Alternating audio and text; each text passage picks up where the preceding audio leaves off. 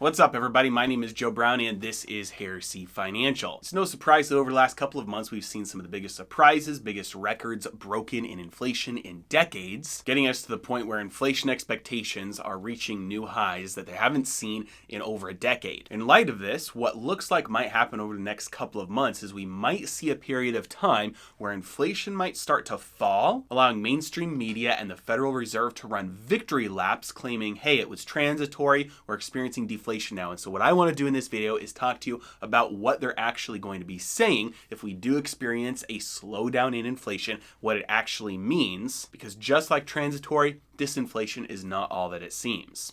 Ready? Let's dive in.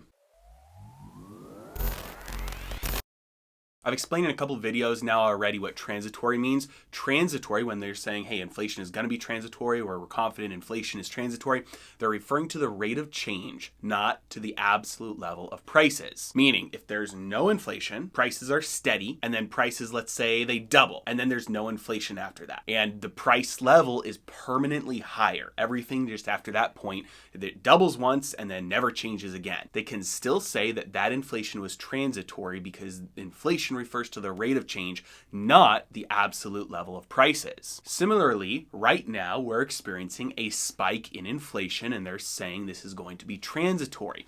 Federal Reserve Chairman Powell said explicitly that the rise in prices being transitory does not mean that prices are going to come back down. What it means is that the rate of change will go back down to the normal 2%. So think of it like you're driving a car. You're driving at 60 miles an hour. Are you going forward or backward? Well, you're still going forward at 60 miles an hour. What happens if you slow down to 50 miles an hour? Are you going in reverse or are you still going forward? No, you're still going forward. Slower than you were before, but you're still going forward. So if you're going 60 miles an hour, then you jump up to 100 miles an hour, then go back down to 60 miles an hour, that acceleration was transitory. Now, why am I beating the transitory horse to death? Well, basically it's because of the word disinflation, which if we start to see disinflation, that's going to be the new buzzword. We're going to start seeing that all over mainstream media, all over CNBC. The Federal Reserve is going to be talking about it because it goes hand in hand with the transitory narrative. Disinflation is referring to the slowdown in the rate of change of inflation. So just like the car, you're driving 60 miles an hour, you go to 50 miles an hour, then you go to 40 miles an hour. You're still moving forward. You still have forward progress. You're still moving that direction. But your speed, you're decelerating. You're going from 60 to 50 to 40. That's not deflation. Deflation would be you come to a stop and you go in reverse. That's deflation. But if you're going from 60 to 50 to 40 to 30, that's called disinflation. That's the rate of inflation.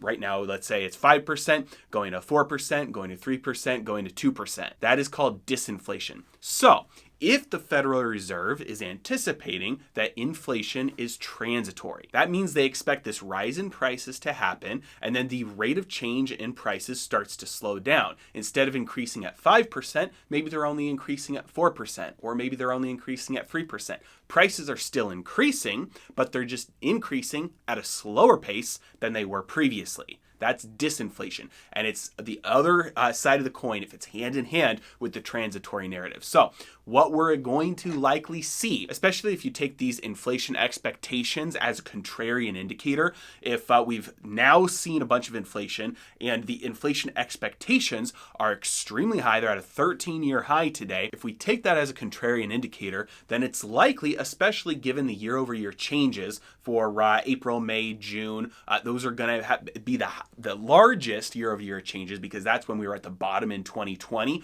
When we start to see that, the base effects from that start to cool off, we're going to start seeing victory laps and the mainstream media and the Federal Reserve running around screaming disinflation. So that's all. Just wanted to clear that up so that over the next couple of weeks, next couple of months, you start to hear that everywhere. You understand disinflation doesn't mean prices are going down.